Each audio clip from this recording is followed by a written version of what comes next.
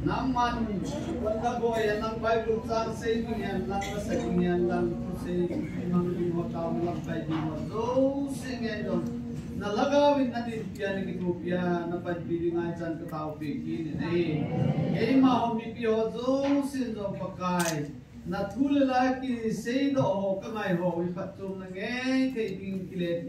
kay ngay din kamaw, ipudin ng katawin.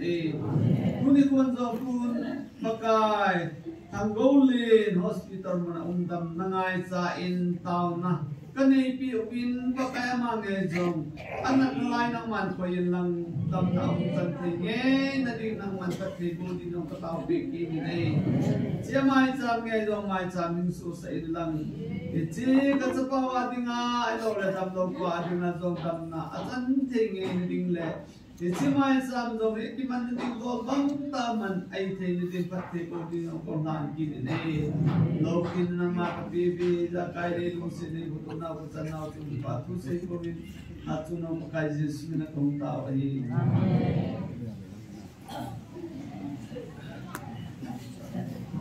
Amen. Programa bana zarutin. So umi so Thursday ni tade. Na Thursday ni na. Pathenin tu tu ngai get lai ni pi. Hiti ichani hum tao ba chu na mi pi to na tisan na yan ma te na ga mi te chu na mi pi to na tisan ma ke ni e na ti pi ngai lu na a so ne e na ko ne Zani Thursday ni awa tu tu so ta bi le ke sin ta. Hello. That you Now me tao ra mà pin lên. Ấy là thủ ham tiêu hiền tiền tao nói cái sai diện ngay đầu diện à chứ na thầm phát anh bị cắt hiền tiền dâu phát tiền này nó cố nó chưa nó nào chưa nó xịn lắm nó nặng diện một ngày vậy ta straight đi lâu đi nghe dạ thế nên là xịn lắm nó nặng diện một ngày tiền Thursday nhà thu số chùa gìn này hệ gì gìn bốn sẽ kêu vào tu na hùng hồ dâu xịn hùng dâu cái tạ sản đi ra số cái vị trí lại ở đại minh akin han si bang pathe ne kam cheng ta chung wa thil hung ding an se ta chun aki pozo ki pon aki kam na koi ma chung de pon inam mi chung ma chu thu di hung ding a hi si hin koi ma cha do le tham si he apha ti aki ta po in aki po ta pon isunga ta chun hi a longin pathe ko ma chu pathe pha chom khat nei pin lai ko ki tikit ta chu trong khát này không ai là lại mình deadlines này bị đạt thì cái ticket thì đạt cho ai vào mà năng lấy cái xây ra bắt thế này ngày lúc này cô lại vào cho bắt cái tu vào nên xây ngày lúc hồi lệ đem hồ cho ngày nó nộp lo tan tại hàn mà cho ngày lúc nào chỉ xuống cái chuyện ít chút xây hạt giá là thôi ngày lúc nào chỉ ai là tu gian hi thằng gì nhà bằng chuyện gan lệ thì san kan phụ thì ta về anh thì là gan lệ thì san kan phụ thì ta về ta san hồ thì ngay thì à chứ bắt cái này là đồ phi về ta ama chứ ấy ta bằng anh luôn kia agela isa ham khát luôn anh kia là agela mu akhon đấy luôn phát vào cho bắt cái này chứ im phụ luôn phi về ta ये जो simpan ta भी ना तीसरा चीज़ है आज aku tiada ni hầu hết số tiền ngài học tất thuộc về in mình ham mà đi ni xong thuộc về in aku tiada tu ni hen ni lisa ni ni ta aku tiada mình ham mà đi ngài ni hu in ni xong ngài le ni hu in in học tất thum hết số à đi ngài chú học tất thum chữ ra ta học tất ni le ni li ni ngà ni thum na 4 5 6 7 8 học tất cả chúng mình sẽ ghi gì mà hình sự chút tôi đi đi cho cả là đội đầu chút học tất nhiên là đi thum bộ mày ta cho tôi nhà hi năm phi hồ và đi ngang hi mi phi hồ em tôi nhà hi hít chiếc cả hi năm phút phi mình bắt hiện lung hay na bắt hiện tôi tiếp hội ta sân va bắt hiện ấy tôi phi hội đi ta surrender hình bola hung rút thấy đi ngang tôi nhà hi mi phi hồ dòng sen gì na sát ta tôi đi kita bộ ngang ta ये तो पठें तो जब जब पकाए नहीं लाडो तो जो हिता चु अधुन ती हिताया अधुन दिन चु हिता यो ले अधुन मसंगा के हाथ एक पी सुबाई इनम पी की लुक तो चला इम थे जा तू ना नंग लगे ता सन हो मो पोदले का इने बेटी हो तू कला से हो बे दिन तो नि को किसिम ता बिना त्याले इची दिन लो को को एक से हलंग ले किसिम यंग दिन ता बं खनाई की गेल चु ने इनम चुंगा जु नि अनि को ही पथे दे अते नि अहु anh đi không hết ní là episode đam kia lo ai ta năng là cái gì thấy lo ta chứ ta giống không số đúng ra cho phát hiện nó tụi ai ta chứ cái cha cái phát hiện chứ nhớ phải hỏi ông lâu phát hiện chứ năng là cái gì na đồng thấy những ai bồi đi tu cho anh thì tại mù nào phát hiện gì phát hiện này gì vì cái gì na ra nên đồng hết thì ra nên xây ông này phát hiện anh chỉ ta phát hiện là vì cái gì xây đi lâu ya so tinya ni mo dinga ko take tu na nak pun pibin pathin e tu now pathin e ngan se now hi I tila chika hi nam pi hu hi ngam zo dam chi hi nang le ke mo ku len ta he zu ta ma ai te ma lam kai ho wen chi an la khat te u na chi hi ha di din zo pin na kan ne tuin aban na chaludin Bible ay sin pi divin enu niam tin ana ko bute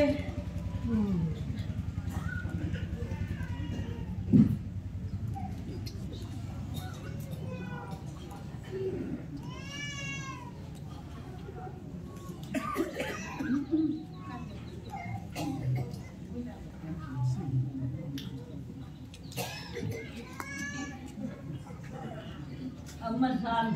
insumi dewa dosi kadana selangkan pirberi. Perkara di samping nabe, perkara pasosi, perkara loda. Amen. Aku lopi dengan siapa mungkin. Suci mungkin dan sampai makan sampai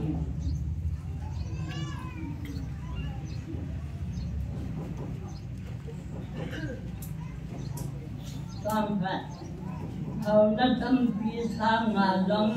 dan kedan jorang alin dan kade senasa ngadong di lungsi na umbi apa joy sambil ni hau jang ni bai jang akikan te lam bun alwan ni asim hanatu kakai mama al bobe ampun ni dong jim jun tidak na amun deng ambun jadi jun amma kisah doa di kanga ni hambang jun Jemalan ya kalobin amalot terjin jun gan kaya tulojin alin tanggi kenyau saade pakajin ja kipamen tu kau na losi labon na je jenna ahije kanga ahilo loba ton padam ha jengda kau adin siadin kita bang jengda kau la Jom sim patu, jom siapa na jom ni ahui doa terjun adi, tanggu, sapam tu, atau na jom doa lagi lomen kau kain, cuci lera ati agila jom, itu asum melodeng, dan lawa pai lodeng adi, aku patenya buan cara yang tak sebut pitawan.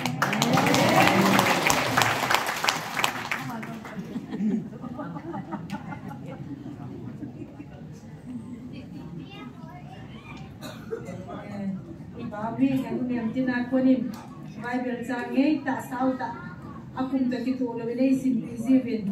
khatsa sehi zilo ben jang khatong he sim the tri lagi lobi ai banga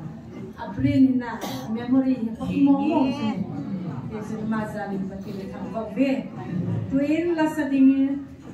nu niam ne chong na ko butin neu pio jun la sa ti lo hamna Neo pion sila sa ating la dukan lang am na alaya uling bong do binan langanya la sa ating ama sa minti piende tu yang ne chok na pogote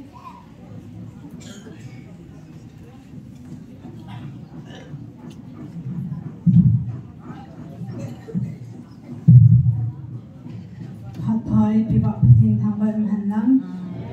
patin ba choy nga dingin patin sungkon aginan tilay sang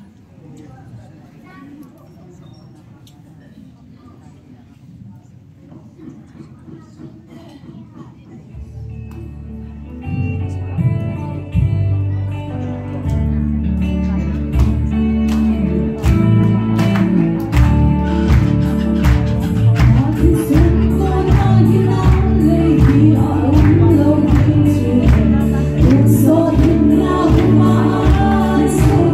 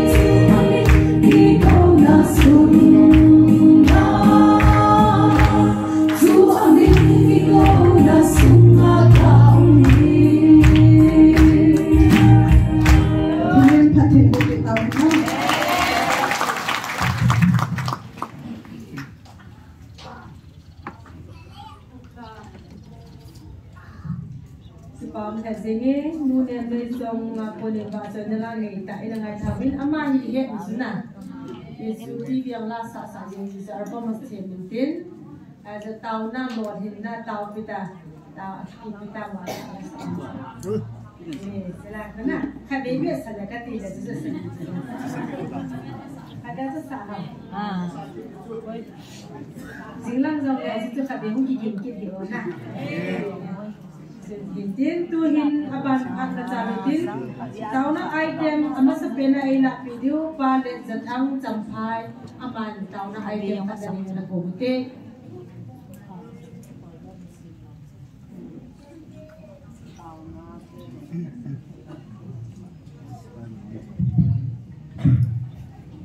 Hallelujah. Amen. Pati pa he gene he bilai ki kopnau hi pakai Yesun manuli sila hungchun don lo dai lo wana koi ho do di la hu do di nga hu ka hi ti mit so el bai ti la nun kon certain differently able people jak sum dia bor thi ni nei ho ti dunia amit so iso pyong hi man gam ni ko ting le aminu chim sa ding hello amen aku pakai lo pi ki pong ni amen aku kitub lo aku hai sel ni hi kian kitub lo kia hai sel ni hi ichimun chu pakai lo hai na hin uni hin ki zo pi hi pathinin ko ma tau ding amai cham nei se ki phajing dinga I ko lamu no hin mun lo pi ta hin hi so last Australia Holy Spirit hagau teng tu pun chu alo pi che ling kom dalam kai po in pasal aje chu mi phap kan hin Robert isapau hi ama ko akijama pachini no man chana he thelo ko amu win Robert chung chang detail ta sei chu alo pi da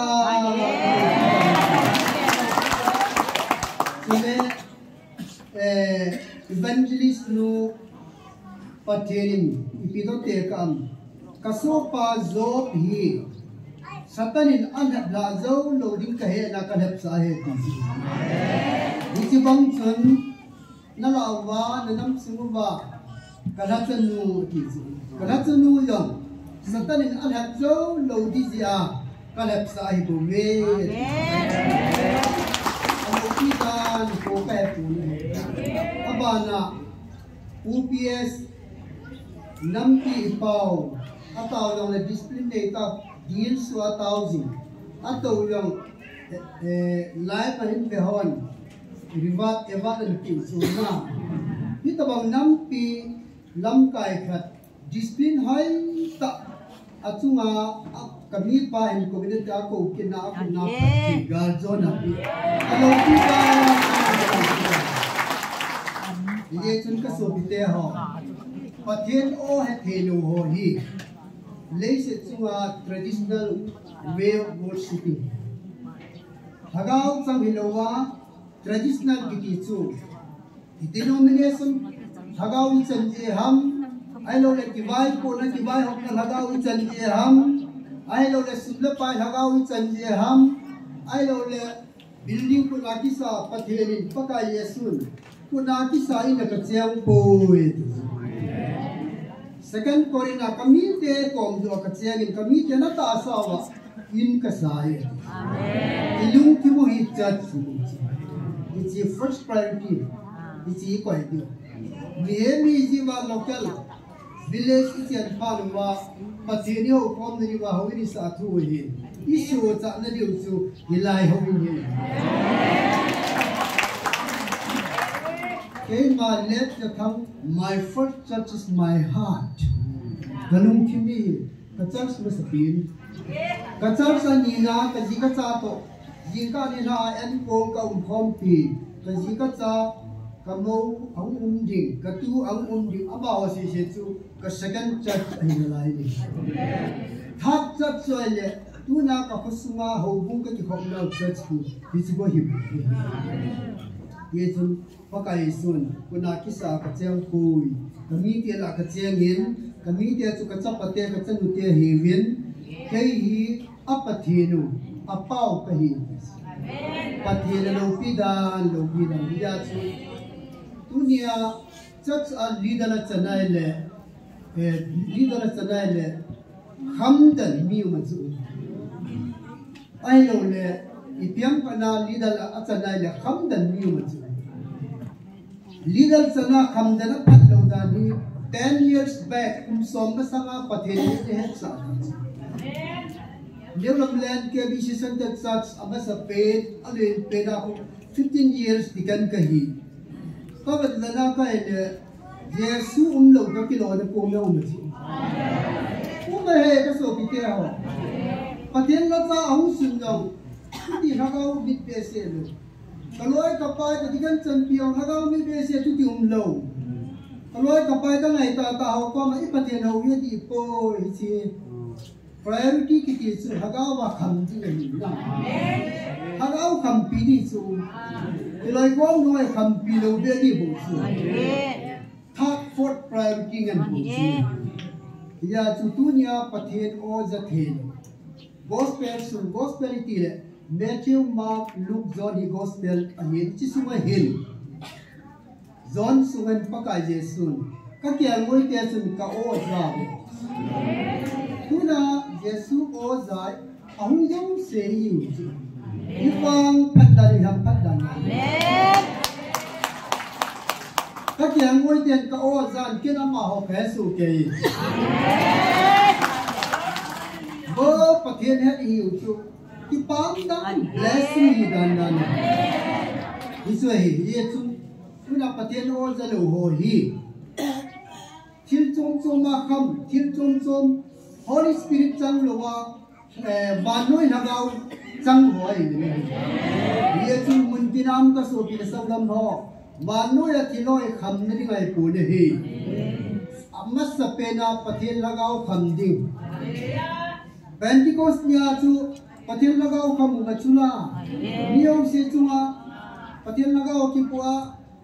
ama hi na ay o pau pa luwa miau sen kita la sa to te ma pi na ma pa na sen ei mai ma pa ne ki ja e ti so mi tam don na hom sa ka ho chun zu kam ka ni wai pi cha ni zu kam hi pui tu e zu kam pa don pa nai pui vai ha me hi ama ku thagau kham mai ve pathen lagau kham du ka ki pa e wa lo se pathen lagau kham che hi ven yung tilwa pa tuni ni ko ni almost 200 days nisa ni hindi de ka nu te akong tam ka ta ang dun sa pate diba pa na yin si wagam la na yin apa na la hindi tuni san ge ai ka ge la su lam ka tu ka accident incident khat sam lo he ka kai lo pi dan nan ka kai các bạn dịp chia rắp các chính sáu về tiền amen là bon mit ki confirm so ke to pakai ban tir cheram min 18 sa lo pila okay so ken una taw no ka ngai sa ka se nom chu ni kun mas a MBBS sai hon intensive board jelo min amen engineer jiljang medical jiljang ai lo la competitive attempt bola student lekha them ta thilo sa hen stagnant akki dung dan jo ke ai bangin belilam KSO hoda boy pin hilanga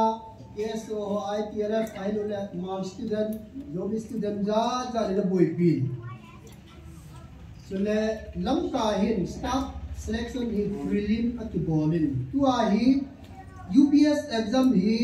imfarse sai prelim ki bolin so I hostel na dinga tu a hi KSO ho tula dang hoi aboy piu hi munia gam ukizo dominated area munia hi ball the thing nga hi dasta pressure ball hin eta tun khat hi allow ka hi in ai bang nia bi mata su kutile another petition draft in tha ball with ativin tha ball ki no hi ni salwa hi le ka chu kam bi hu de ka chu lamka khanse chai chanwa hi le lamka hi UPS IS exam only for the prelim pa po. Isi adi yon so nasta tao na mau te. Isi ay lovin to ayo kasi engineer jel doctor medical jel student tam ta hi stagnant do amin ama wala ya boy pin aside win process slow and steady a process pa hi born in positive ang hiso kaya gol ki pam da. Iso adi in special tanong tao din ipa mele wa wai pin an phun ni ka na thursday ya thu pun nya mi pia din 60 days ai pin na so le kana chate hawa din tin 3 weeks atin ni ya ma chikitan mi pia din som na le ja ram phat ni khoi tain so le kana chate hawa din haptani da lekha ni bupa kitna ye chun hiti yo apan hen mem hon utini thampat bang at chum jang ni ye ki khela ye chu puni hen muntina iunaw chunga jang responsibility mo pu law within patutan se pi within on you te ke ong me ka so fi ka sangam alin ta din se ni kitang kasadan anung hangin leise tuang kumung kuma hello te dingol te agaw tuang namangang met low ai yoi so na agaw tu patien tu atawa ki tawa bang liyan ku ba ki tawa patien ki bona bin ko kum som kum yang ki mga chutialang patien na dinga ki hingjo lubana tao nang mang lo en ne kon hon ke ko le chang ni se ta hin kon ma chi pi sun hilai pathian o da mu go ti anam dan dan ke ti ga ki so pi sang dam thi na man na to nang wang si ga le lung ki ma to ga di ya sa ki se pi bo cho ni cho hin ama do se so pi na ba do jian lo kin su le hilai tao na wa ko na balmagam effective dan dan ka se ti isi akon bo anung chima ki lang le hi balma sipai ho hi ching noi mi ka sin training ki ta thot pi chu ai le balma sipai ho ka sin training ta bong ngani bo chu back ball ngai lo chu better fila back ball ngai lo chu tu i tau october tarik som october tarik som ile sa gina 10/27 pi chu Picha pa na chu back je ho ka chu adong yo lo he pa le kami ki ma bin kai ki sei pi le chu hilai tau dau hi ayo chu tam ta pi so pi chu ka sin te so pi ka sin te hin chin hin ko hin UPS in Moria Brotherhood Puran Ball so ka ki pada nawan manase ai lo le Ipipia pupia sa boy na tin bo kella kanung kima ping na kile ka ki padan na nagre na so pitam ka manusia tira pa event sula chỉ tao có hiểu rằng là sao mà mi tâm tao sẽ chú là bồi nên này ông là anh là bộ đồ hỏi là mình tin là mi đi hùng chính sự đấy tao ai cho kiếm nên hậu tâm tao là hết rồi là lim là lại tao mới hết rồi cái kipa dan QPS cái này xiên bồ rồi cái kipa besen special tao mà lại tao sẽ đi được tao nó có mình cũng sống nó sao tao là có mình này cái hiền cái kipa ấy cái hiền isopi sangam ho apa san lo na ho din na satan tao din na sule ayo apa se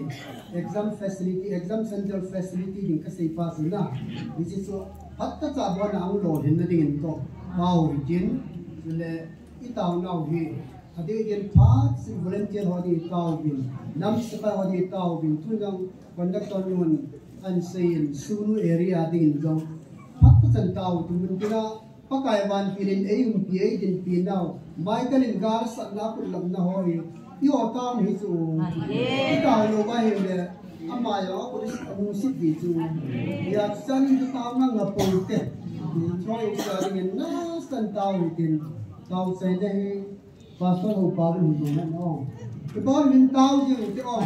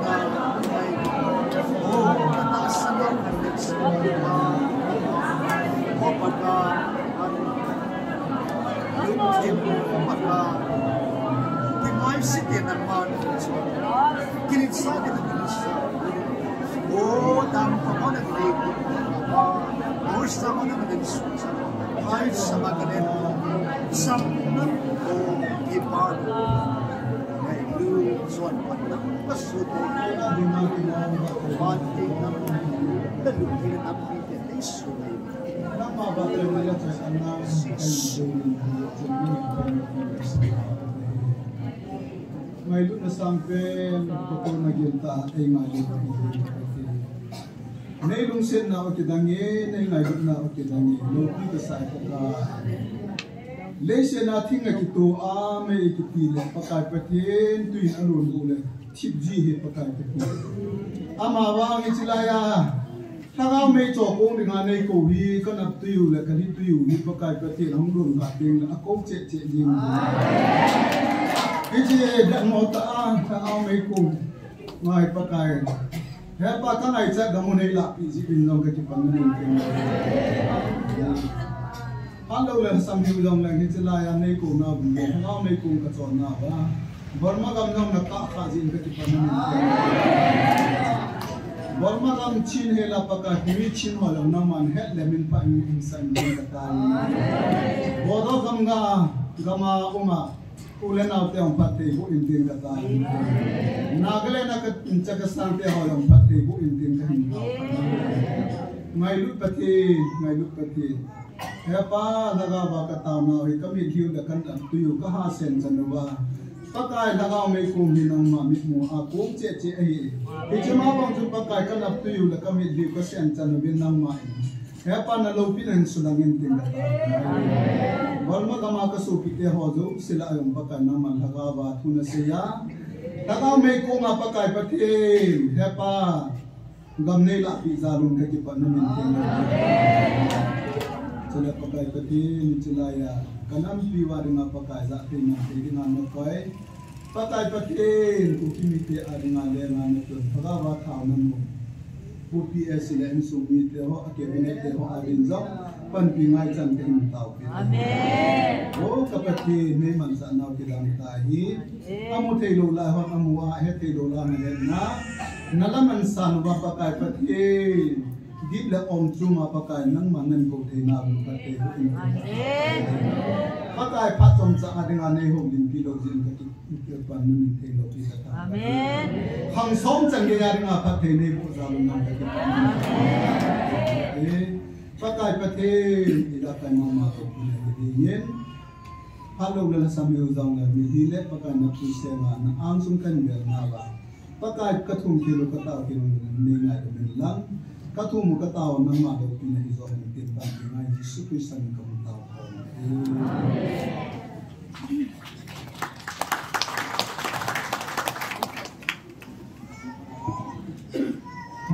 Ipaumin pan desitang ngapunin tao na item anong kensingin na ilay mo na mundang na nga ipagsangalay pagkiling.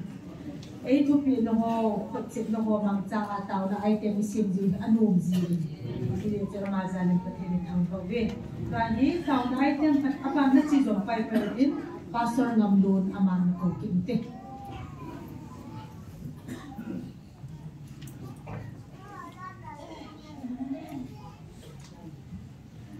Masabentain kita mempatpai piwi pau patin do pin sang lang. Insumite ho patin lo pin dingin haleluya thumbe na sammong de. Haleluya. Haleluya. Haleluya. Amen. Kipam le jengin kilai khangajun inam sungu hin hingo inanayun Ratsun sumin anam zong le tu chung igal wa hin agal ka mo zong video an la jibin siwa ma hon na bol chu pathin thanwa na hallelujah asam jibin mem no ba na ni jibin tuni zong ken sumi te ho pathin in ei ngai lu bin ei lu si no bin in sum hi sei the lo ko bin pathian ehu hin ai wangin in sunga hin seidam leisi khanto madun ki bang jat lo jong tin ye chun boi jat jiwin tu kala long hin mi tam ta en pathianin elung se win ei pan hu ai wangin pathianin ei bol pi lo chu ki to nei koi pi bo etin pathian oi mo jong pi umuhin in sunga enam sunga hin koi tabang khanin Lucifer ai lo le Siwa ko guru ho chu ididana pathian ni wan so thi dingan Bible la pathian le Lucifer ki ho na ki mo boy ti lo yang am ki ni ako le je in boy pi lo lo di boy pi ni je hin in sumu hi aha sa ka sa le je in ase yi yo ka ta po kum hi a ne u ta wang hin pathian ni su ne be se bin ya kana ding je chun tu ni zong se ding long ka ha pon bol be ding long ka ha pon ka ba mo si chin ti zong le cho zo silaya pakai je su in wan nu ya len lai je chun ati dam te in lo thi ngai po bin ati ai ti je chun ke ma mi chon ka ho ho la hung kai pon mi chon si te ka ba hung kai ati tu ni in igin lo now i chon sit now i lung thin phat lo lai ta je chun pathian in e ngai lu bin tun rong mi zo se ki tong tu a van ko pi hun thei na di mo bin le se na jong ga zo di ei pino mo bin van pi ong ei pino mo bin hi ji ji chun mi ta kit zo se lung hei thei na ding in di som bu pha nei pi ki bin pathian ni thang go nei en sumi te ho kalha amo si chin kalung aniao jin ai wangin tunisana in sumi ho pathian bona tau jin mu to bi hanin thutam pi sei login bible sang mun khan mun ni anave bitin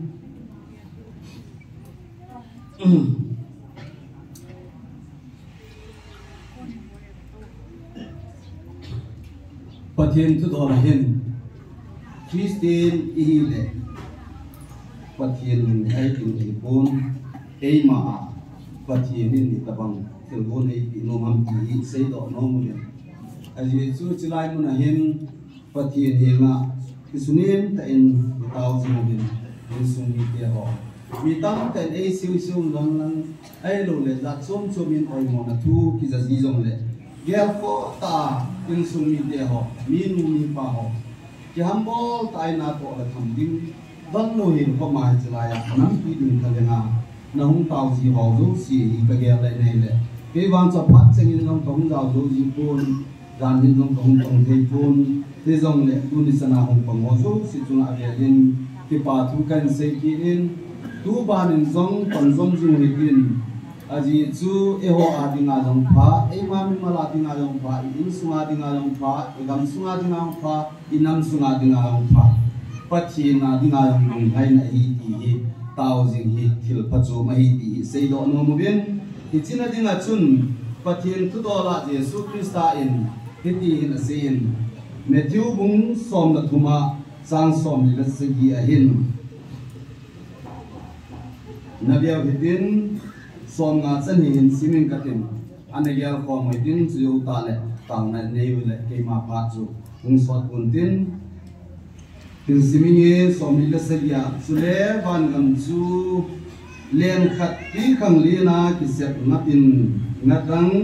hui kom tabang a hi chi len chu adin pha in mi hon baw kama akai do un ki ko ma chun atubun apacha cha hen khomun boma akumun apalu chengsi apai ta ve kichi banga chu wan nui le si ti jai ni zong le chuti ding a hi wan tin te humun tin mi chon phala a kun na mi chon si la khenun tin ama ho chu thum sunga ase lu ding a hi ki ko ma chu ka le hagi ding a hi pathi na chu theng khat thei bu de wan i tin hai tum kai sumi te ho tu ni in van leng gam chu len ta khana tui khang le na ki le ha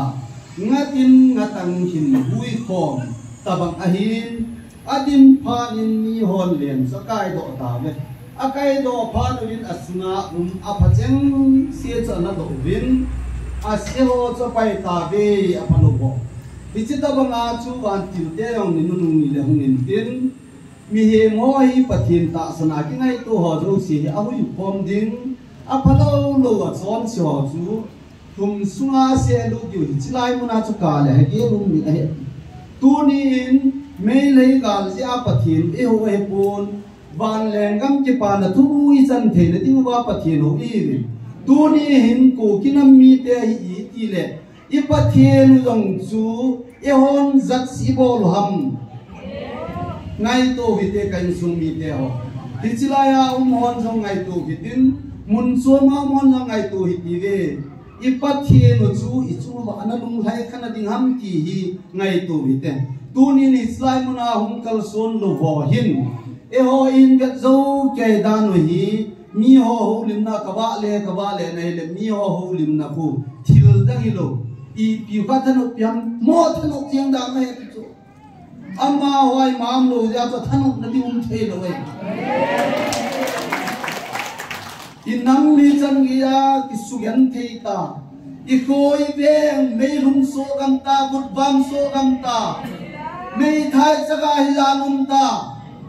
van le se la ti khang len sem pathin tai lo building ki nei ta lo ki vai hop na lama jong mi te chi na pha zo lo tam lama jong mi zat phalo ki hoi tho na lai ka ngai to la kam mi hi na hin ke hi atam zo i hem na so ho hin saktiman driver la he ti koi saktiman driver ho hi mi ching lo ba ti u chu kum som thun wa saktiman to ka hi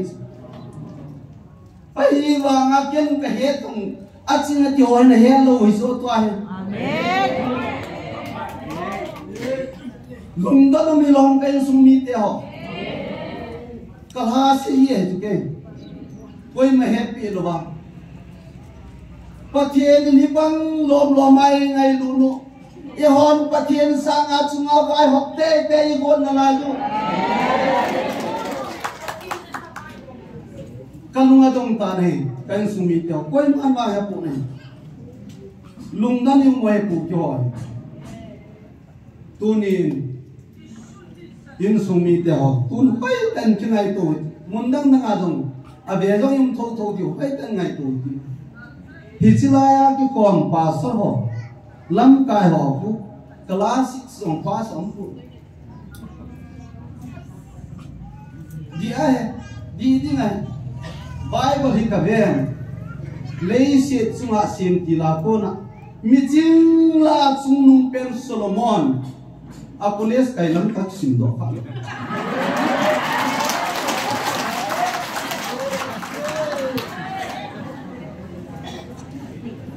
Solomon sang a chung nung do am le se chung nung do han ti ho bin kat kat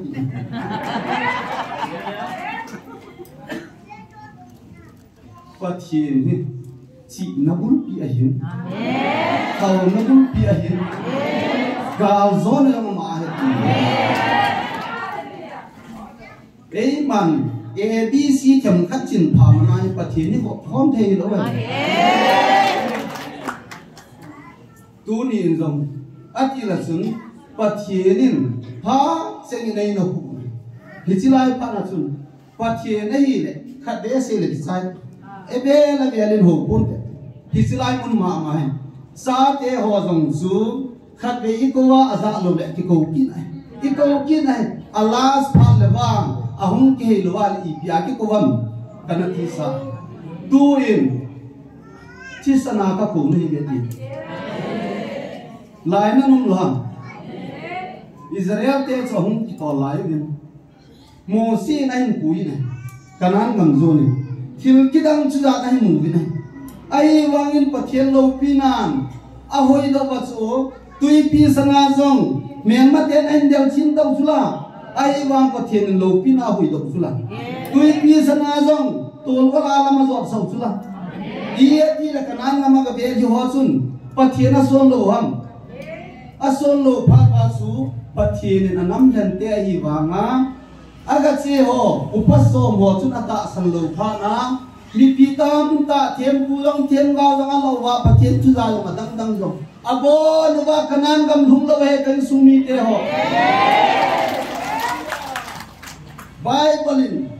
hatake san e hiru de koi matsa Quran ne yo de Muslim te adang dang long le kha chu ta bong chuna ne yo de koi pathian na ma le kha pu ba ku nung san din thu lu thia ki pathian lu di lu long enu lu tu ni in sung mi te ho ko ki na mi te ho pathian sang ha chung nung yu mo le ki ho ta le sin ai hung pin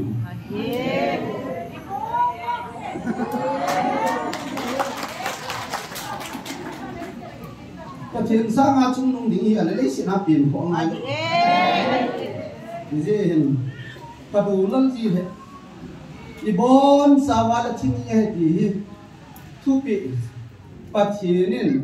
adam cha thilo ding a koi ai jeng wangin pathian thuan ni lo pha nin adamin son sian a bolin son sian man chu thin a hin hi chi thina lang lo pa chu tu ni chana bi yo se chu ma lu su ai pi koi ma ni hai ko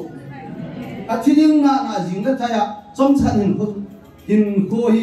one way tu lai pa win ki se le hin ko hi one way kung ki le na ding lo one way a che ga ka ni cha hi chi sum chu pathianin ama ana tong ding ai ko he ti ki hen so ke we ti hoi lai ki tu loi pan la ding ka sei do no mi do ni ding sum mi te ho inam khan ko di hi tu ba nin ki mo wang ki mo sei pun tin i lum ki mi ngai to na wa no i ya do che di we hin i chung sang chu do ho thung thung ma ko na hin ta to mong jin ka lum ka yal ji na le kai mu thei ji ko na i lung i khel lo wa le thei lo tu ni pathian ho mai chu Christian khana ga ki mai chu thei lo bi ya chu chronicle langa chun kei ma mina ki ko sa ka nam mi te ho chun alung wa hin khel wa ahung ki neu sa wa ka anga ahung gil su wa kei ma hin ko le agam su ka dam sa ding ka phat sa ding a ti ai bo ben lung khel wa ka anga ahung tau le ti no thum lo he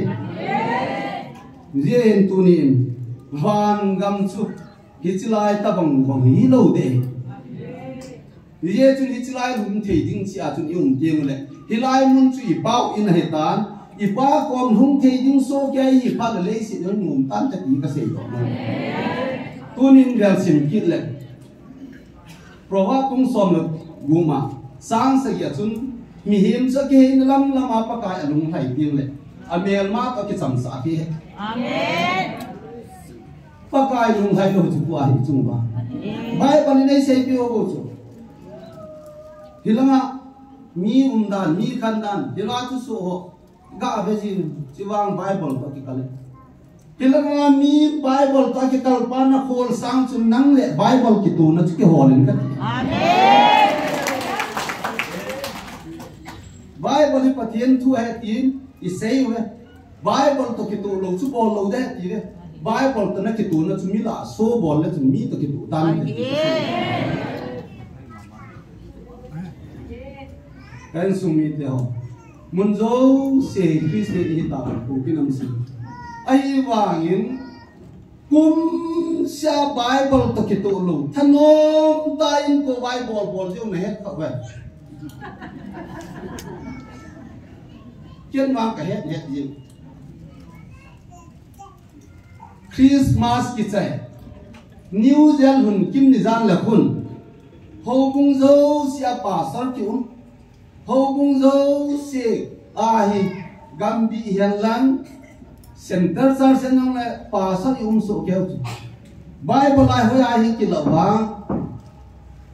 baro dan ta le bom blai ha wa thali ka ki imaron mani bolu hi ha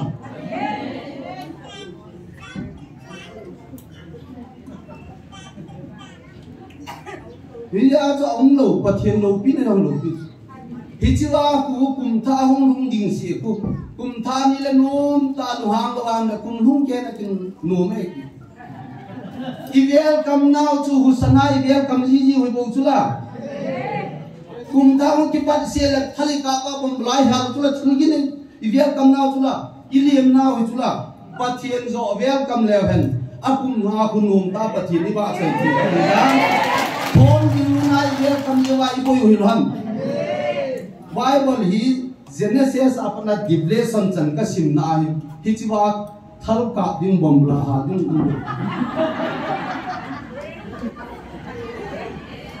na ho khat le khat tingai novin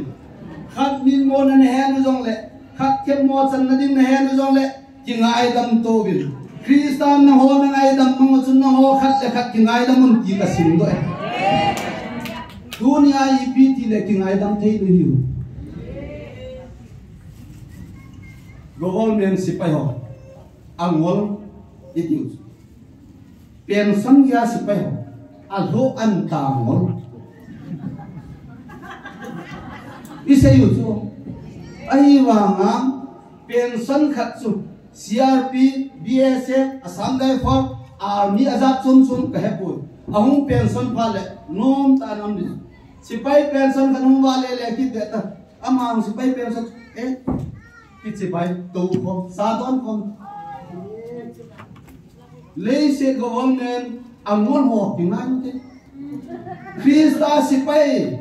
pasar ho ama ko pasar ipehu bunga hai kesi sia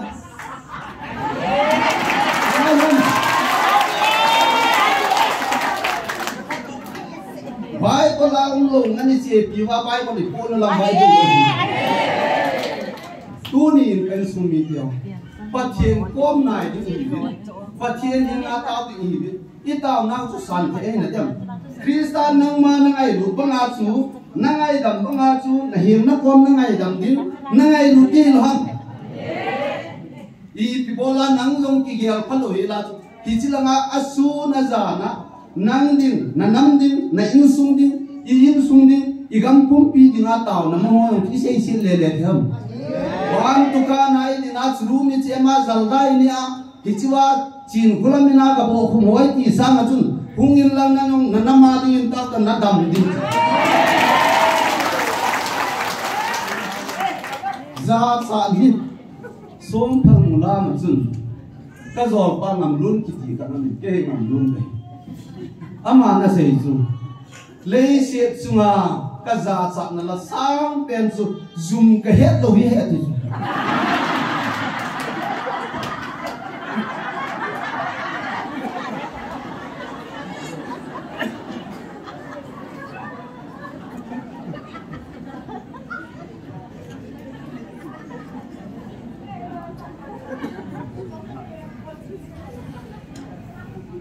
Yang dia saya kira menolak kenai dan mungkin patien. Kalau anak hezi,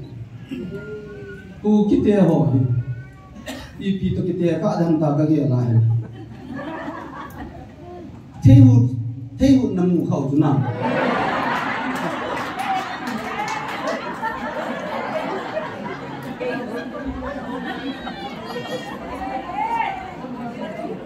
Tehut azam su, tehut kui nai lu. Thế hụt răng của mẹ kẹ lèo cho nó số hồn vai si thầm khắc đấy.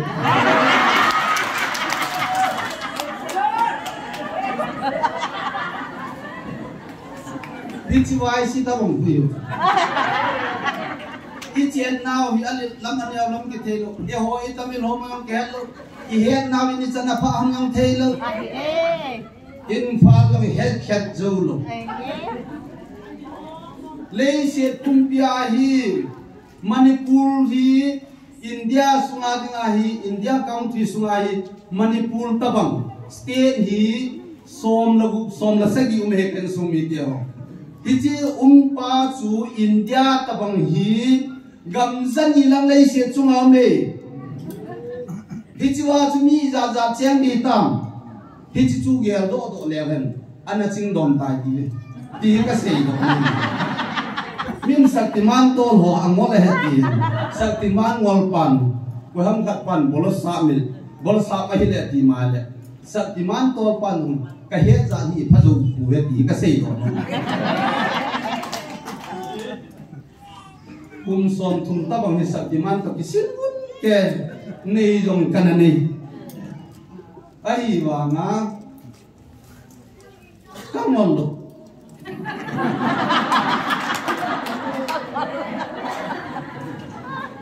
ai chu ipia pu na ka chi ka pa in aza ai ko ji aza ka pa kapa to kom jakin kho ka sa hichilaya ps ho zalman ho an pa sa ho hung ta pi ji nalam kai hon bon pathin abel thi ta le nang i bi na hi za pathin bel ngom lo na hi ham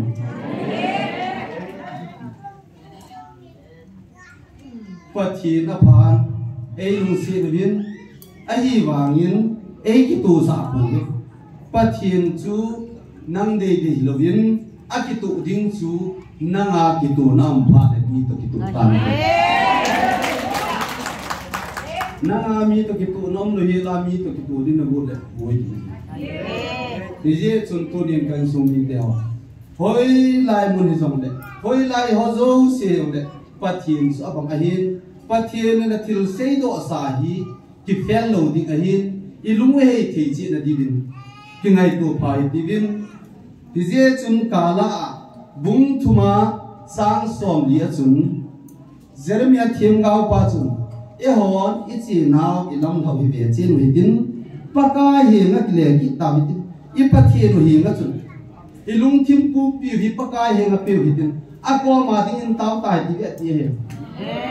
tu ni em pum mi za he tam 2000 sang hat zako som na lia chun tuyang wai chong a ho bung ku ki ho la ading amma sa pen ahung ki tung do ta ni a chu ti ai le tu hin kum za khani wal ta bin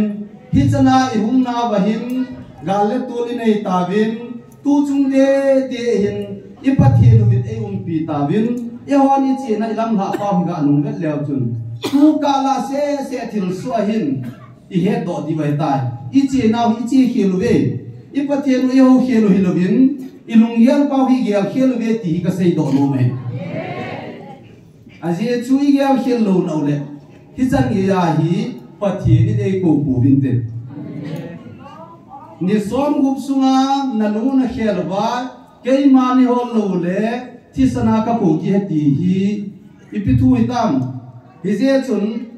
zona le khabu ve le hel imu di ga he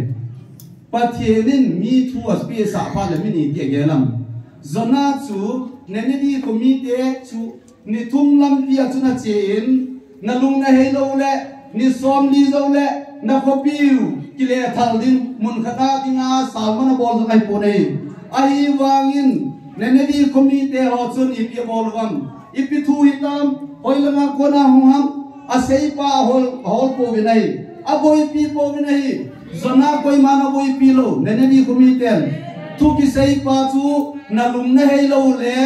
na chung wa hi thil se lung ding na ko piu ki le khup dai tai hi chi pa cha ge kho wa zona dong boy pi lo I ti nya se ham dong boy pi lo alum mun na se yong ti lo al hai yong a ti lo alung wa hei ba leng pa apa na mi ham ke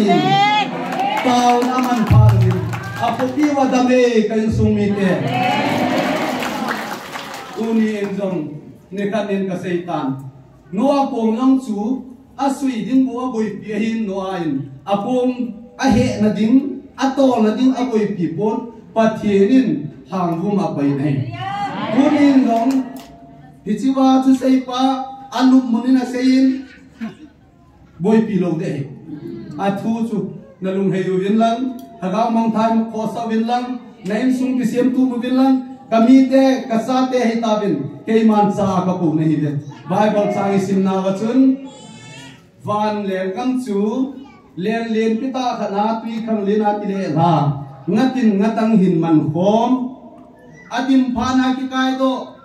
a hoi ki len a hoi a um ji thi na di bin inam pim piwa dingin pathienin pathe bu pi kan amen au naman na dinga kaga sei do nom chu itin ti jong le pathin kam so sa na tong luwa ki le ngai lo ai Bize chun in sung pum pi ilung hei chiwa holam kain zong milha min zong e ho ki be to lo kyong mi chon si kai nang mi chon si nai e ho chon si nai ki mu tu sang bin e ngai dam thei pau i pau lam do bia hitin ilung i khel so ke wa inam piu dam asu zo thein dingin i bon sa bin pathin ngai dam i chan zo thein di ilung hei thei zo na di bin taw na nam tin ke ma pha chai nong ta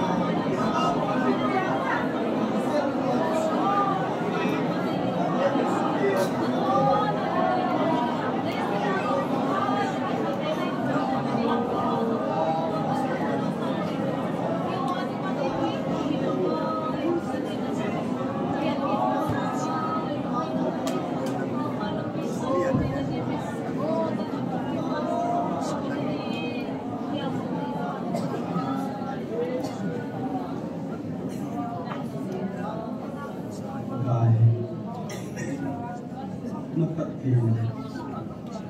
anh ấy bảo nó lâu pin anh ấy và nó chịu bỏ thế anh ấy rồi và nó ngay lúc anh ấy càng không gì gì nó nên lâu pin cái thằng đó tu ni sun phát triển riêng nâng mà mình sẽ na các chân nào thì bảo tu sẽ không thì nó lại đấy pakai kamalam pi hin ko diu na guna pi ka ngai na ho ka hin thuang khon vin ka ki man sa naw sunga som sa ka hung din sung hi lan ka thum naw sung hi ka thum khiru ka se khiru ka bo khilo le pakai ni ma kan adon sa ka nam khan ko di wa ka thum ho do sia ka se kha ho le ka thum kha ho ka nam kum piu ka thei san le na lung hai na nei su za di bin pakai ye su min kung thau ko nei amen.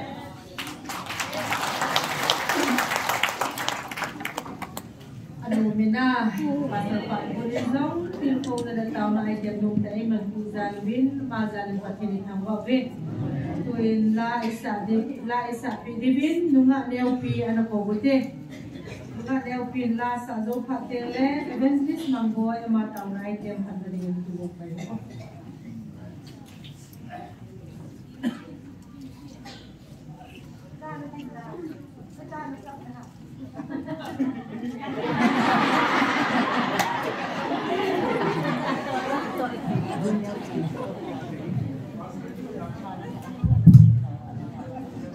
Yang mau ke malam siapa cawin sumpah.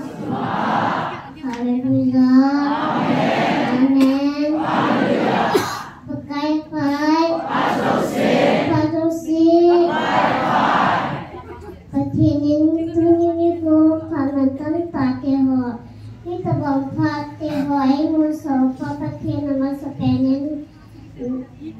Patin tambal malam. Kale mino mi pahin, pile puti hoin, ulen nauti hoin, nabon sawa cunga ke patro kain sehin.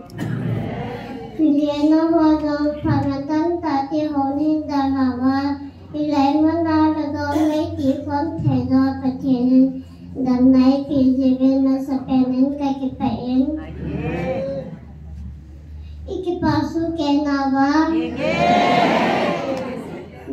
Jisu ay ikipana pentila kahin sading hin. Piti kahin sading hin.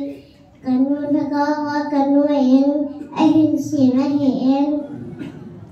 Katilo pinadinga tila kahin sading hin. Kahin sama-sama itilahi kay matestamani lazong ahin. Testamani to kituahin tuhin kipana Yesu kanaitain kipana kanaitain Yesu bawahin kipana hin chon site hin chon si na hin chon si nong ba kita lo diwahi kito pakai menatin na kay hindi hintin.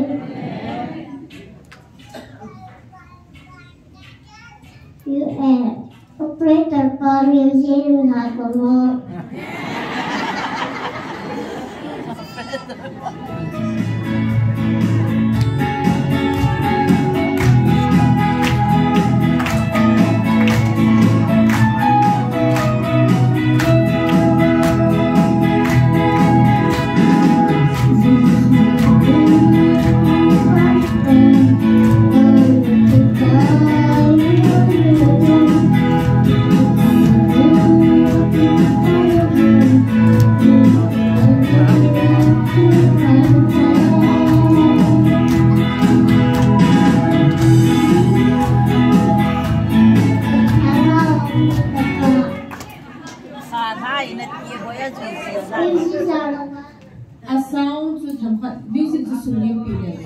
Sound to sunyi. Misi sarawala kahin sale taman tore kilobin. Tuai misi to kau ke hai temo ke. Ini tu aku kali bang gua baik kepanen. Ini temo gua kamu tahu ini kilobin. Pakai menatin naliat kahin biasanya. Operator for museum nakito. Ôi, xuân yếm dạ đó, xuân yếm cả. Hả?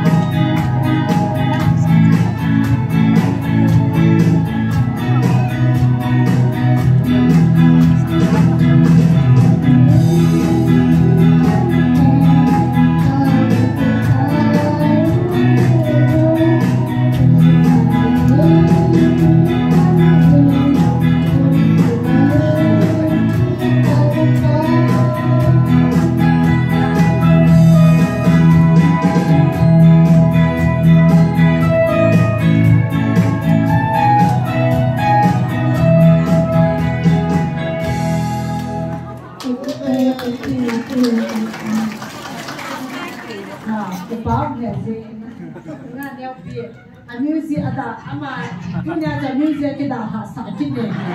dia buat naik dah hai dia ni isa hapu pula pai dia dia business bukan dia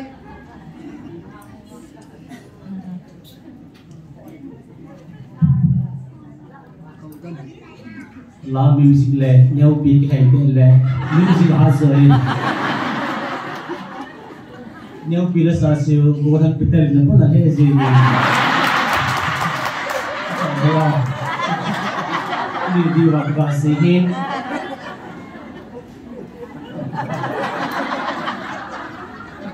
tôi sẽ muốn sắp bên pain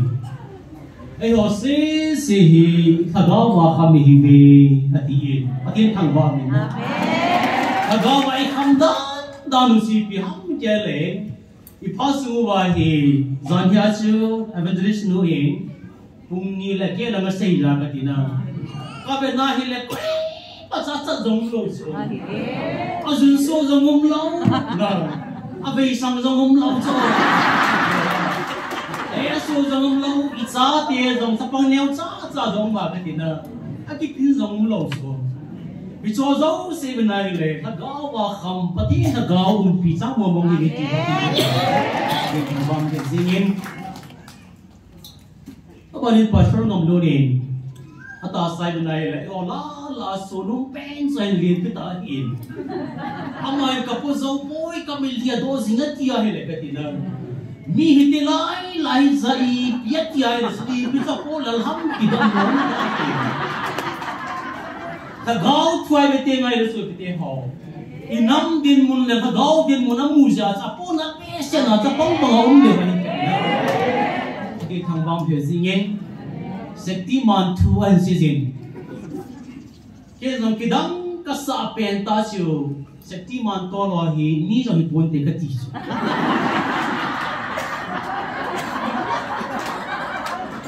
asia su pi ham tai la su bi to sekti man he ti wo hin na asia na lampi du da he lo atia ai ti lai zo hi lo chu asam ngai cha chang che lo chu a ko lai nghe i biết họ làm sẽ tìm mansion nè họ salai ta lâm phim lâu lại cho cắn đó tiền này là chúng là ngã khử mình là gặp mù khá lâu mình là gặp mù khá lâu thêm hay lại cái gì này xong hay lại là gặp mù ở vì chỉ cho không số tiền ngủ lại mình đang họ chuyện vì chỉ ba thinh lệ số mà số ở đây cho biết số thế thằng mình này giờ phá lung lại tiền cái ông số bị mấy thầy tiền làm missionary cùng game làm phát triển trong cái nghe nông tay coi mang lại tàu cái mấy là cái gà làm ta in gà làm pha nên alam pi koki jo sa ta đi làm pi ông thầy tập này thà gam đi nên coi mang ta về thì chỉ lại ta siêu làm pi ông ta lúc siêu ở đây mà ami trong họ sang tâm zo hậu dòng chính dòng hi vợ ai họ su ở bộ thi đi tàu su thì chỉ lại ta sung bắt hiện in bia ta tao bin bắt hiện cái bel si hàng là dòng lệ tu nia chỉ lại môn vì dấu si tâm zo in dem lệ si xin anh này nằm cái dòng lệ bắt hiện thằng vợ ta chịu bắt hiện ai ti ting hiện là gon gì chân dấu xe mình bị xâm Yesu mi te ho pathini iki hin so thei de ngo va in sama sana hi ati pa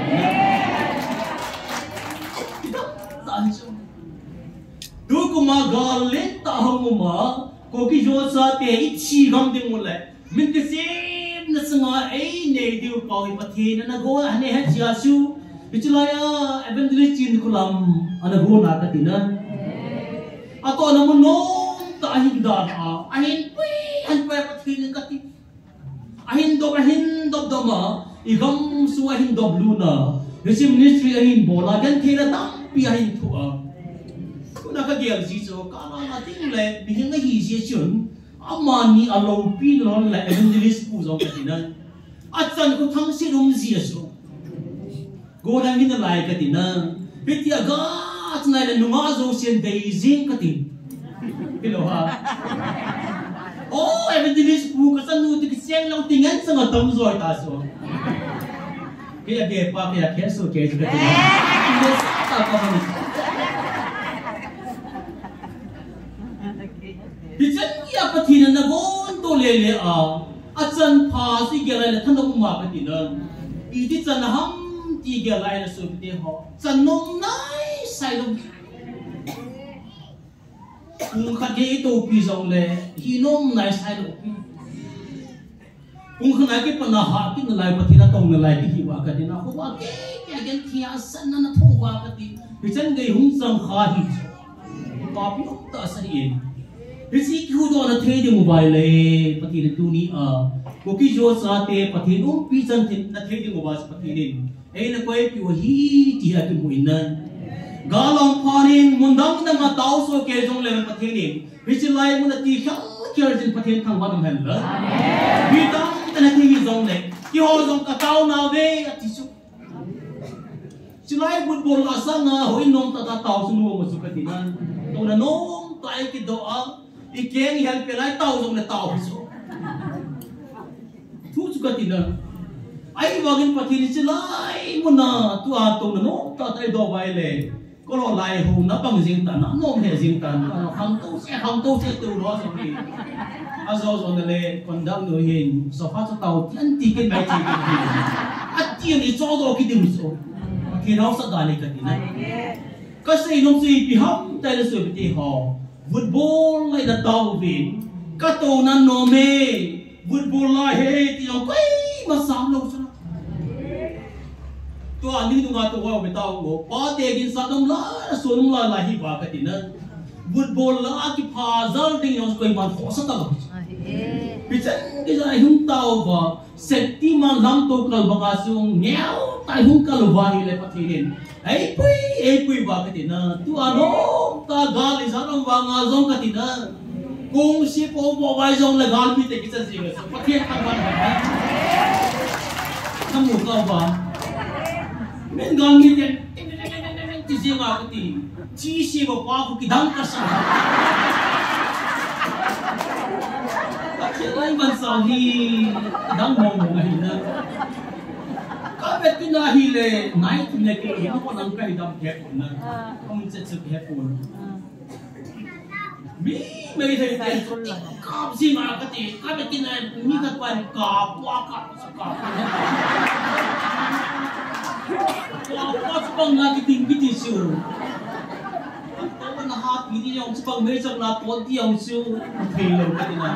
bi cho zo si pa ti ei ban pi dan mi ki dang ko me su bi chi lai ta pa thi ni thang wa lo di le tu ni a zo ka kian ji su tu ni he to na no ta ki si wa men ong ta ba ka na min kan ni za na ji ta su tu po dong ki ti po po le ki ho si do mi to na ka san ji lo hi so ki pa so mam si wa nga I hu khalo wa to no ngai pui ti nom zo ji ka ti na ai wa nga so mi atam sana ki ho hi ki ti le asu min je hi bil lang ka ki pa dia se ji so masang nang tam ta ong ji ta ong ka ti na ong dan si ka ti tu po ni tiang le sun ilu zang ja ki po thop liu se wa nga ki hang tu se ka ti ki ho ki po thop liu si so ai wa nga si ki ham tu masang asi mai thal ha ki naung ki teng le tam ji wa ka ti tu tha ki pa nahi mai thal ki le king lo jong le ki hom nang lu je mai tu ji na ni sang ni ja ta ma pang hom wang pa hi ve ki pa si tan sa ka si yan lang lai mo na hi tin do ni ka ba tam ji ti su ki ji ga hi na kong sa sei ngam lo ka hin jong le tu ni tao na ding mo bin nu na pa u na te ho ka dei sa ta tao zo ni tao kha lo mu ka dia lo ka to ta pa na min ti ding a hi tao di bin nu na pa te bon sa win ki go hi den ki chi na ding a sion pa thin chu ka tan sim do no men leng te ni na skin king bung som ni sang kha na sin sing ka de Demai zangale somngale thum na noi singin Skin King bung som ni sang khana jiu singin kate singin isilai hin Hezekiah hi ha na ni na ki pai di na hitai hechon amon sapa Isaiah thiam go pa chu hinga hungin Aza hiti na saitai Paka jiniti na sizi Na insumite kisim tutan Azisu nang ma dam dono ba na tida day ding ahi tim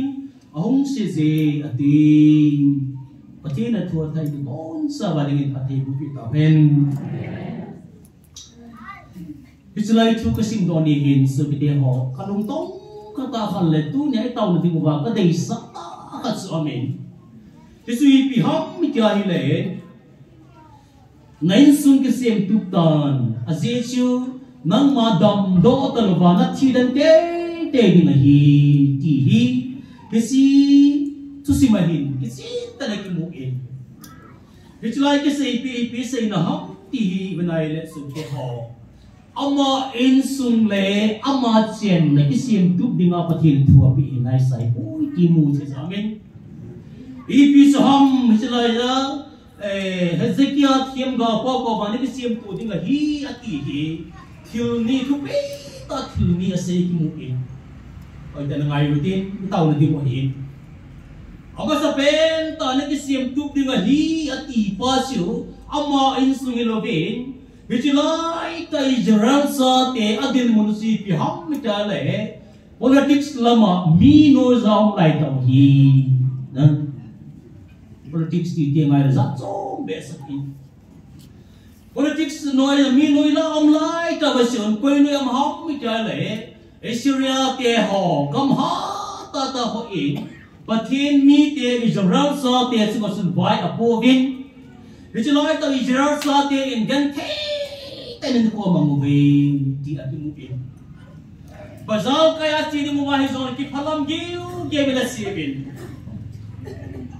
Tim na lang ati mahizon le asungo wa bai hom mahization koi manhe na bang ten tim na sina insien ko sa kisiem thelobin. Yan kai ta in asungo ba ga mi te suki sa gebin ko mangubi tibi ati mubin. Hezekiah palai ta sahiin. Hezekiah su min no ya nau le min noi si om ta bol nau su nakisem tu dinga hi tia thu api hi pathian thang ban hen na su te ho ti ben dai da tu nia zong e ho ko ki jo sa te zong isa tu sei pa da sizin phai sung ti ham zong ki hello I pitam tiong ki hello ati pa sa ya di ze Bazar kai ti ti ngai le mai le te nei noi se dan no su ti ma mam sim che kum sagi kum ge da law ba ka ne khom pia ka dor khom pia pathim thu ka sei ba ko khom pi za ka ti I pi sei ba ma su tim lang mi hau thu ti mai noi sim messenger report hi ba ma su mi nga be ki than nan ki ba ta ti ko lum ji ai noi si ba na Ai nói gì mong mấy cái tiền nữa mới sẽ thấy dòng khí suy hòa hình cô kia vô sa tiền chính pen ta pa lệ mấy cái nụ pin ngari zone nó chỉ là cái bằng cái tiền nè chính dòng chính một số mấy cái tiền xưa cái chân ya chính và ham tài là sắc con màu nuôi ya của khán mình cái chỗ này là sự imatik pi cái khán mà Surjinia tiu ka toma king na lai ban di into azo ngari ahoi mo pen kwan pona ka dina ka khulam wa su ka siwang pona len sunyaw ta sa su na hi le pasi pe loi paso go pe loi baso an sang pe loi ka dina pe ta sa bol wa la man building ka sa on so ngari so te ni sun ka dina ichi na ki khip dan su ka dina Becang ya cuma, noi siu. Ketinong sui piham tayo sui bete ho, hiti noi siu tayo nau siu. Zani doktor he gini sizin. Hotel lungai siya hile, thang boy kiti ho, mang boy kiti ho, ke bang sekai pun. Atau bijang lo, hotel boy apa ngot semua sih biar itu kan. Itu kibit masuk. Ria su ki vai ho melang noi ai noi se zeng I bol bang ba kati inzoin to na lama sa pa na sei ta in school thiam na lama zong exam iti sa ten bol bang ba a result sa phone lo na ki sai ni masu na service mi jare sun wa I bol bang ba phai la ko na ki phone lo vai la khat sa ki sang zo lo zula alo na si pe hel si phone na ma hi su usunga pathiri ki dang ta thilen gol pi wa pathina phatang ta ka dina kani share soma ka nei wa ka ti lam ka in ne ka ki sa the mana su mo si che je mo hi ka tam zu hai ka dina gari tor the tol mo om lo gypsy si sai zo na ik cho a hi le ka ti lam pi che dang ke vigilance na sei zi in kani a ki so le a ki so na ki khiji ngi so ti a ti khani ki mo phau sa sing ka ti na ha gau ding man san ge pha zong ke lo pratik sai san ge pha zong ke lo ai ta su a thi noi hwan zong bo the bol ba ka ti na ta su a ki thai vai la ka ti a ki thai ngen ki hisi atu sunga pathin in lo liu vai le thing noi zong dan ba zo si ki chi ni ki do bo so pathin na phat dan phathi yes politics la mai ki te gan se pitio ka po na ta si pi ham ta le tu ni in politics la ma zong lam kai din ta ting la lu ta za du mo hin pathin ka thang wa de singin I pi cham politics ti te mai le I taw na du ba ka se no pen ta siu Pai sungai in nom lai ki hal mangam ta hung zam ta rin ka dinan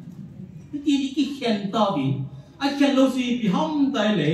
gam le nam le si di mu the de ma thil khat um ka sa so pen kai ba nga in ya le lang dina sa bam pi ti am na I taw di wa ka se nom siu Hitia pathin gam le nam ki vai hom na tuma se sim ta ding vai le I mu na the ding wa siu Atau hokiu se lebih sipai pangwas ngai je katis. Citena service zone se police kita ho IRB kita ho na judon ho tinte. Cima kita wahin. Kau semua zone me police zone om, pasal police zone om judon ngan sahih so. Kisu ada tuai puina. Kagian sih. Gam tum ki vai hom na ding dei ba imuta ta di vai sipon ang ngau ngai sin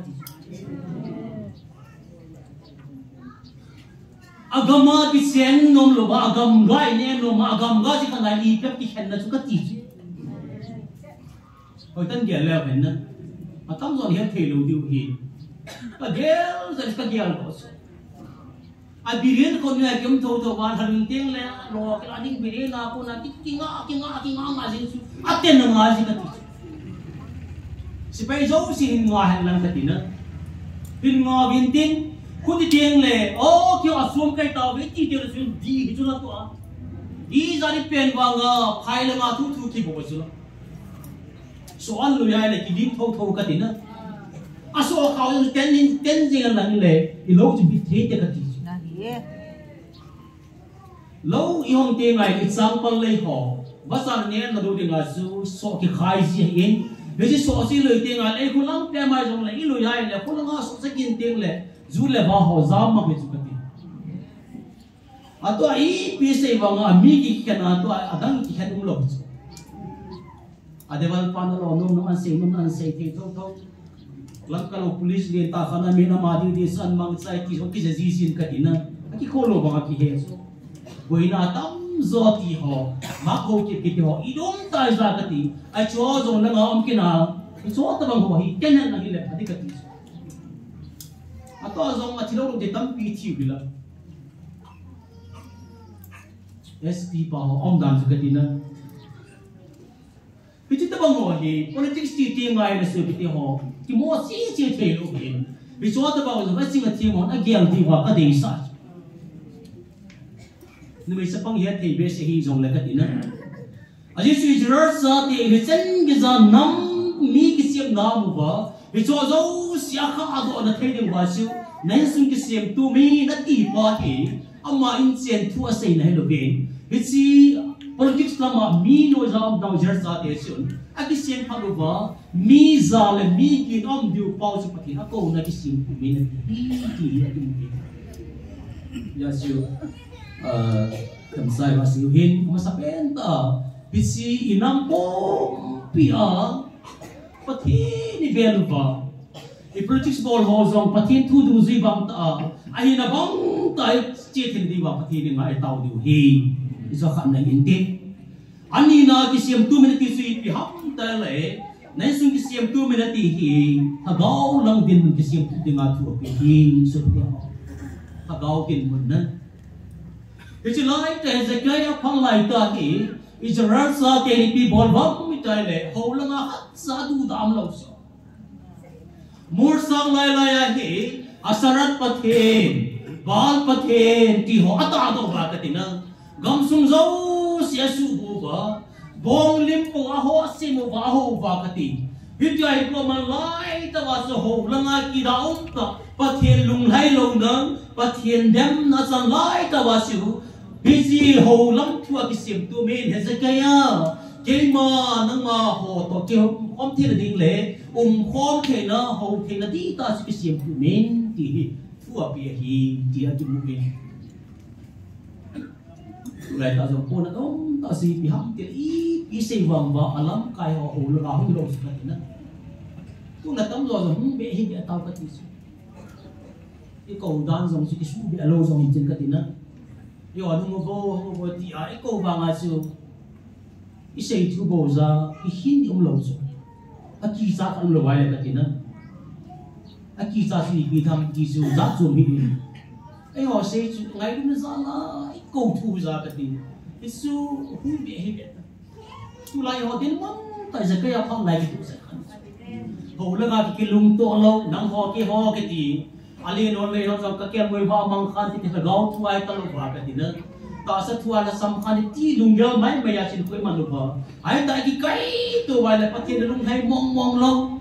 rồi năm phút sau phát hiện lung hay riêng ta nên chi vàng vàng zoom đi lung chúng ta phát hiện gì nữa này cái lung khát leo này cái bung khát là chỉ thâu đi gam là cái đấy là cái gam đấy cái gì gam đấy mong cái gì nữa gam tu phát hiện ấy bị vào phát sinh sao phát hiện nung đông khát tổ miền tiền vào đấy bung pin nó thì mà cái pin này hiện thị cái này phát hiện nó chính vào bể sẽ pin nữa à khỏi phá được gì lắm rồi cái gì rồi đấy cái số pin là cái gì ra cái gì quay lại chỉ đồng tiền lâu số cái bộ thằng nào sẽ không ngoài sao sẽ nói chỉ họ để ra cái gì cái số là phát hiện nó cái bung khát lâu sẽ nó chỉ cái nó xây dựng cái lò mì họ luôn ra sang ai anh nếu sang alien sẽ phát cái cái nào cái gì nữa rồi bây giờ cái bung khát nóng thế lâu số ít bị xem vào cái gì à tôi dùng hấp dẫn mấy cái vào mà dùng cái khí nó tắm rồi cái khí hiện tại cái gì à cái khí nó diêm lâu số cái dùng cái foreign con thì cái gì nữa ôi lại bọn họ cái lại xem GMFDI cái chi tiêu là như chun lít cái sạch hiền bằng lít cái sạch cái sao được phải là phải ít sao được là cái gì chứ sa thế ta lâu chính tin hay chút cái nữa itu bang gì chứ nhà xây dựng cái apa lại cho thì Israel sa te hong là mà cái lúc lâu đây phát hiện là kiểu không máu mà làm gì mà phát hiện hay đồ gì chứ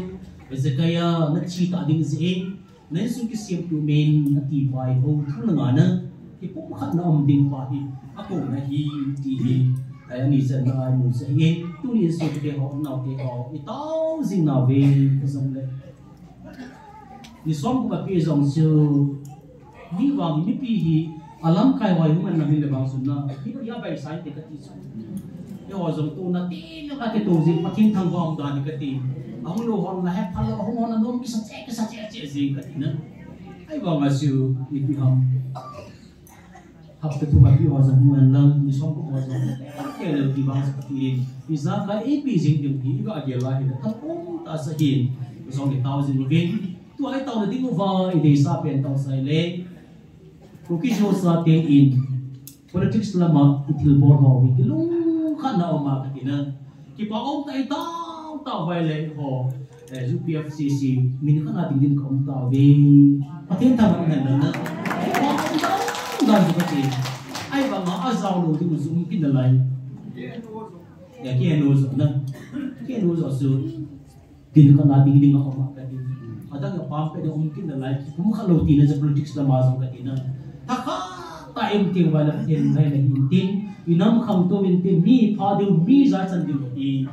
dia la ni san sun ho la ma zong ki long khana manam wa si ho no mo ti i ma sam lu wa pati be kom ni vin pati to ma ta utin thil ni na sun ya tin o sana politics lama mi pha wa ilam na pati aman sa wa mi phát thì đi phát triển của bà tàu tiền anh sẽ là chuyện hầu là mà cái lúc khát là đến bây giờ rất trông trông tắm phim hòa rộng và thế nên họ sẽ thắc này không thể đi vào sát này hình nữa bây giờ phát triển nào thì là đến những bốn sản phát triển ngành tàu là điều tiên và xây là kỳ bản cần xin là kỳ mà phát triển đây phát triển những bốn sản tàu này là cái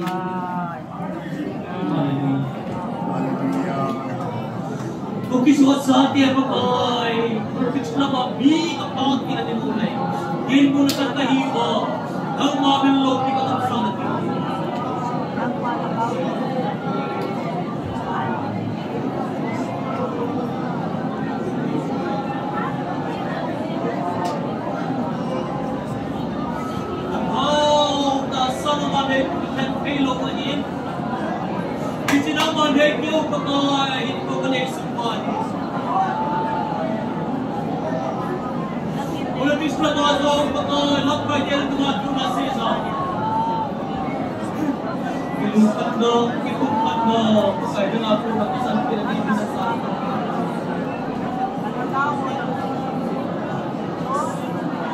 Bidang sadang pe produksi mazong dunia lagi tu is,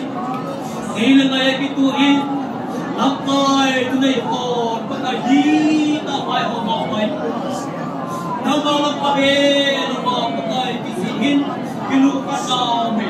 kibukan naome, pakai nar, semua apa itu. Uri tu pakai kopi shot sahaja cuma pakai, tapi lu mesti dah nama dia mai kamu pakai nasi nazong sale dam cina dam nazong kibai hoba kibai putera nama dia bukan kahina pakai nama dia nasi kibai ho kibai ko dalam dia zong pakai kacik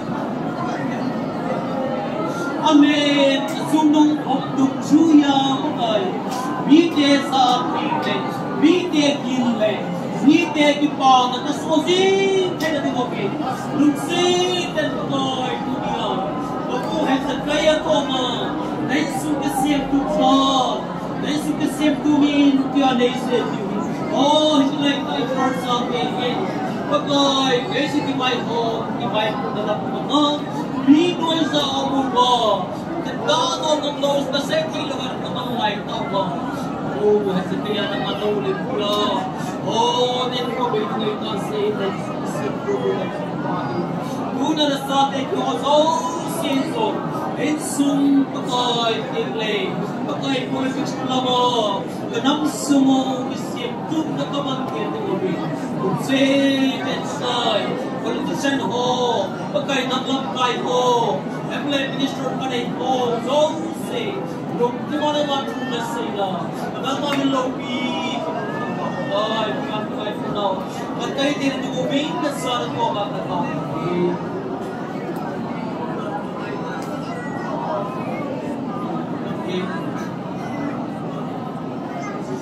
Anong sinisong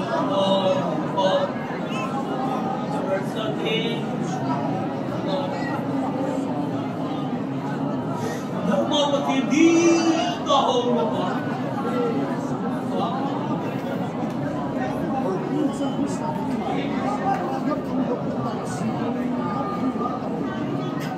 Isakay simpa me hingsing sulung pen patrilagi na Nampi sa ti asu nasana naman ng pila saan keng lagi nite kitong kakay ay sila may kung ano man okay sundeng lenang mga nabigyan na ngayon siya lisan sang hande gente na to kawin din na tiyak sundeng zong lenang mga at sumo ba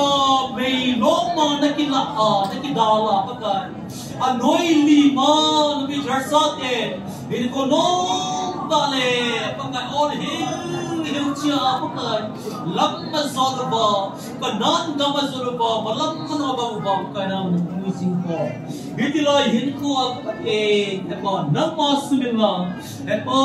nang maapripa gelbolba laces sim tu patin ho ma abo kuma bilim sim tu patin ho am ho ma manikisim ba ho masanga dilsuba pagkan Mercy sa nang madaw na bandolin ko man life home. Iti like ako sa kaya ko ma naisip ki same to minti to pinapizalin ng makatangbaw ng During ki ho kuki sa ti zong pakay politics lama zo kilung khat na kane jo ba politician naman sa holang azo pakai holam kai te reverend pastor kane ho naman sa lugda tala pakai kita nama ko tire de gobin na sa te ne sim pakita bintia huhin pu ka pakai Nazareth Jesus Christ na ko makataw bo he amen.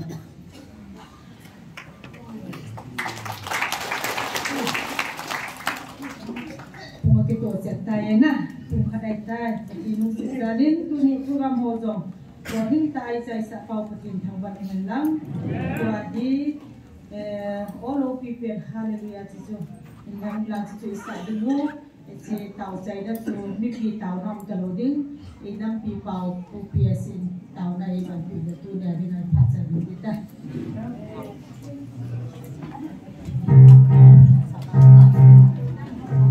Amen.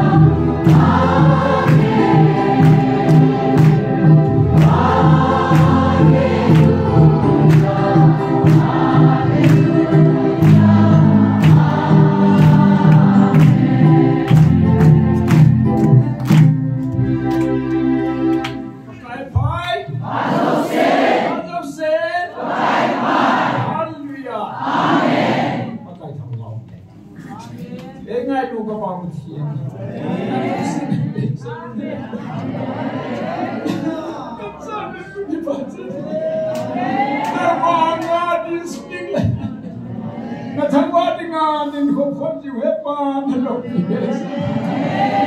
But when I said me is a lot, no one cookies or something I do more. Kapulamu kita di dalam ketiba kagilah yang ni songgo mimpi dengan nalungsin na part penalai. Hulam kaya dengan hamba sumpat penalai. Oh, pakai kamera kaya. Israel delong tu hipagit na nalungsin ko. Amer bela dengan itu dahum sungalut dengan nei kau sih kita bese. Asobio kita timpo berapa. Hidong na naman ni hilpin lang apa. Iko mamozo silongi kalasangan na yan natiba macho. Katsen kasobi ko wala ka nao kasi pitete kan sepi ba. Hulam kaya lang kita mga hulam kaya san bihawan. Sepi at kita mga jo. Mitiada ni sombuble. Hulam ko hata ni hapta tumi. Lolin na nama kipana. Nalungsit sa nahitin din o pagkain nalungsit na natsate nangin na uihoy siguro lang naikom siguro lang nisong din ka na malupitay ko muna katamba ko din nabin katse pate burba tumikihan ng teulong le ngay tunalay chinuwa damda jing ni ko so nakatinting ang mapasay nalupin na gomsan di ngata kihok kabin damda binay bin lang dunia sanga tamzoy nang makawat sa kinadibin na papatay dibin nalusit nga chan kong tabi tuni fanag di mansan Joseph Ilhong na tumsehohan lang kataw katumna hohian ng watsoy la kasawahan ng makatangwa na Joseph chu Iza kaya na pan na Lucy Peno kamu kami Yesus Kristus ni Santi. Amen.